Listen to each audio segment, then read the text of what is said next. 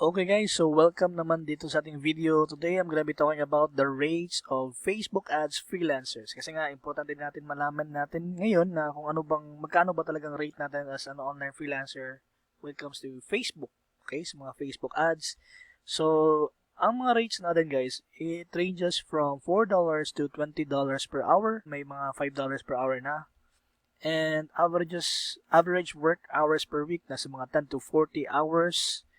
And then, let's say your rate is $5 an hour and may 3 hours a day ka times 5 days a week, may $75 per week ka, or that's $300 per week or $300 per month pala yan guys times 50. So, nasa mga 15,000 din yung rate mo guys. So, working only for 3 hours a day.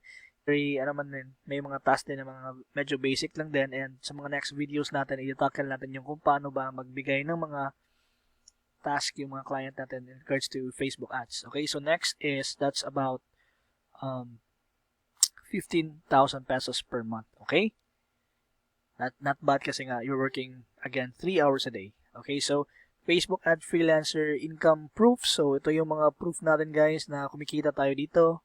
So I had a client before, so sa Upwork yung earnings ko is around $15 per hour, nasa 967.50 from August 19 to February 2019 to August 2019 dito sa Facebook ads pa rin. Ito, Facebook ads lead generator, may $8 per hour ako, so about $720 naman din. And dito sa freeup.com, may nilagay sila na no limit, meaning na no limit, meaning ang per week mo wala kang limit, kasi nga ito yung client na na-hire ako sa isang agency. And ito yung $7 per hour ko na rate. Anyway, so ito yun guys. Until today.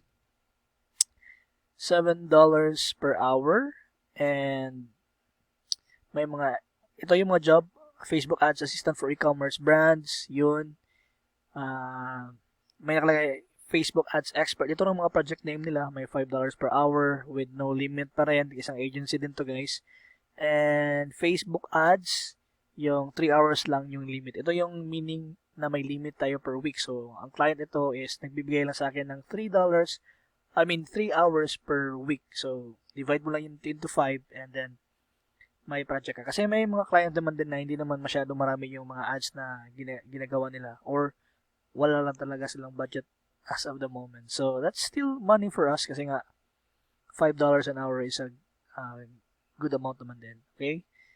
Next, that's it guys, income proof natin. So, if you have any questions naman din sa ating mga rates, you can just simply message me on Skype, or please leave a comment dito sa ating Facebook group ng mga videos. And yeah, sa mga next video natin, ituturo natin kung task na binibigay ng clients for us to work with. Okay, so